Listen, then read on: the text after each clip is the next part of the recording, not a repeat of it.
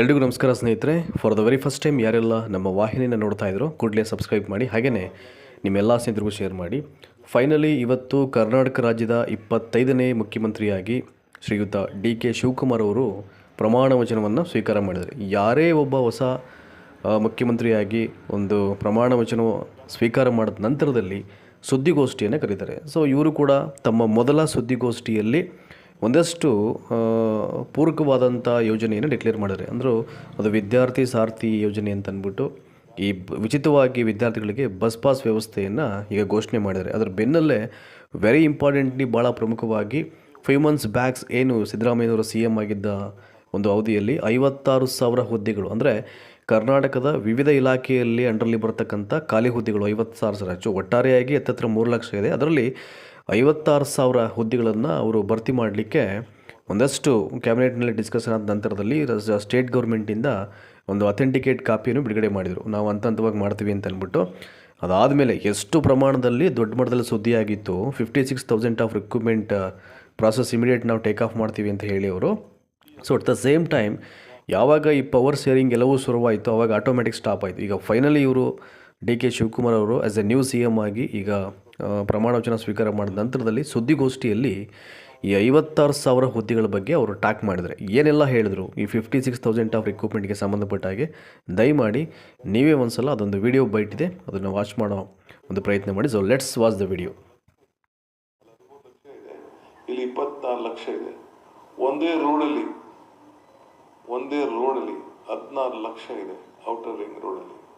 ಇದು official statistics ಅಂಥ ಶಕ್ತಿ ಈ ಬೆಂಗಳೂರು ನಗರದಲ್ಲಿದೆ. ಎಲ್ಲಿಂದ ಬಂದರು, ಹೇಗೆ ಬಂದರು, ಯಾರು ಬಂದಿದ್ದಾರೆ ಅನ್ನೋದು ಬೇರೆ ವಿಚಾರ. ಬಟ್ ನಾನು ಬರೀ ITBT ವಿಚಾರ ನಾನು ಮಾತಾಡ್ತಾ ಇಲ್ಲ. ಇಲ್ಲಿ ಇವತ್ತು ನಾವು ಏನು ಯೋಚನೆ ಮಾಡಿದ್ದೇವೆ ಅಂತ ಅಂದರೆ, ಒಂದು ದೊಡ್ಡ ತೀರ್ಮಾನವನ್ನು ಮಾಡಿದ್ದೇವೆ. ಒಂದು ಪ್ರೈವೇಟ್, ನಮ್ಮ ಸರ್ಕಾರನೇ ಪ್ರೈವೇಟಲ್ಲಿ ಯಾರು ಇಲ್ಲಿ ಉದ್ಯೋಗವನ್ನು ಹುಡುಕ್ತಾ ಇದ್ದಾರೆ ನಮ್ಮ ಯುವಕರಿಗೆ, ಅವ್ರಿಗೆ ಅನುಕೂಲ ಆಗಬೇಕು. ಸೊ ಅದಕ್ಕೆ ಹಿಂದೆ ಎಲ್ಲ ಗೌರ್ಮೆಂಟಲ್ಲಿ ಒಂದು ಎಂಪ್ಲಾಯ್ಮೆಂಟ್ ಎಕ್ಸ್ಚೇಂಜ್ ಅಂತಿತ್ತು, ಮುಂದಕ್ಕೆ ಪ್ರೈವೇಟ್ ಎಂಪ್ಲಾಯ್ಮೆಂಟ್ ಎಕ್ಸ್ಚೇಂಜ್. ಸೊ ಯಾರೇ ಪ್ರೈವೇಟು ಉದ್ಯೋಗವನ್ನು ಪಡ್ಕೊಳ್ಬೇಕು, ಅವರು ಆಕರ್ಷಣೆ ಮಾಡಬೇಕು ಉದ್ಯೋಗಸ್ಥರನ್ನ ಅಂತ ಹೇಳಿ ಬಯಸ್ತಾರೆ. ಸೊ ಅವರಿಗೆಲ್ಲ ಕೂಡ ಅವರು ನಮ್ಮಲ್ಲಿ ಎನ್ರೋಲ್ ಮಾಡಿ ಯಾವುದಾದ್ರು ಒಂದು ಹಾಸ್ಪಿಟ್ಲ್ ಇರ್ಬೋದು, ಒಂದು ಹೋಟ್ಲ್ ಇರ್ಬೋದು, ಒಂದು ಬೇರೆ ಯಾವುದೇ ಇರ್ಬೋದು, ಯಾವುದೇ ರಂಗ ಇರ್ಬೋದು, ಬರೀ ITBT ಒಂದೇ ಅಲ್ಲ, ಎಲ್ಲರೂ ಕೂಡ ಇಲ್ಲಿ ಅವ್ರದ್ದು ಎಷ್ಟು ಎಂಪ್ಲಾಯ್ಮೆಂಟ್ ಬೇಕು ಅನ್ನೋದು ರಿಜಿಸ್ಟರ್ ಮಾಡ್ಕೊಳ್ಬೇಕು. ವಿದ್ಯಾರ್ಥಿಗಳು ಮಾಡುವ ಒಂದು ಫೆಸಿಲಿಟಿ. ಎರಡನೇದು ಉದ್ಯೋಗದ ಸಮಸ್ಯೆ.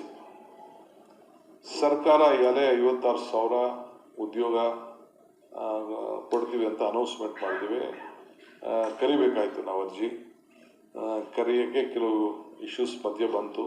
ಈಗ ಸೆಟ್ಲ್ ಆಗಿದೆ ಅದು. ಅದಕ್ಕೆ ಸದ್ಯದಲ್ಲೇ ಒಂದು ಕ್ಯಾಲೆಂಡರ್ ಕೂಡ ನಾವು ಯಾವತ್ತು ಕರಿತೀವಿ ಏನು ಅಂತೇಳಿ ಸದ್ಯದಲ್ಲೇ ಎಲ್ಲ ನೆಕ್ಸ್ಟ್ ಕ್ಯಾಬಿನೆಟ್ ಅಷ್ಟೊತ್ತಿಗೆ ಎಲ್ಲ ಡಿಪಾರ್ಟ್ಮೆಂಟ್ ಅವ್ರನ್ನೆಲ್ಲ ಕರೆದು ಪ್ರೋಸೆಸ್ ಯಾವ ರೀತಿ ಶುರು ಮಾಡ್ತೀರಾ, ಯಾವತ್ತು ನೀವು ನೋಟಿಫಿಕೇಶನ್ ಮಾಡ್ತೀರಾ ಅಂತೇಳಿ ಕ್ಯಾಲೆಂಡರ್ನ ನಿಮಗೆ ರಿಲೀಸ್ ಮಾಡ್ತೀನಿ ನಾನು. ಯಾಕೆಂದರೆ ಭಾಳ ಜನ ಸ್ಟೂಡೆಂಟ್ಸು ಎಕ್ಸ್ಪೆಕ್ಟ್ ಮಾಡ್ತಾ ಇದ್ದಾರೆ. ಸೊ ಅದಕ್ಕೆಲ್ಲ ಎಷ್ಟೇ ಕೆಲಸ ಇದ್ರೂ, ಎಷ್ಟೇ ಹುದ್ದೆಗಳು ಖಾಲಿಗಿದೆ, ಅದಕ್ಕೆಲ್ಲ ಒಂದು ಕ್ಯಾಲೆಂಡರ್ನ ಅನೌನ್ಸ್ ಮಾಡಲಿಕ್ಕೆ ತೀರ್ಮಾನ ಮಾಡಿದ್ದೇವೆ.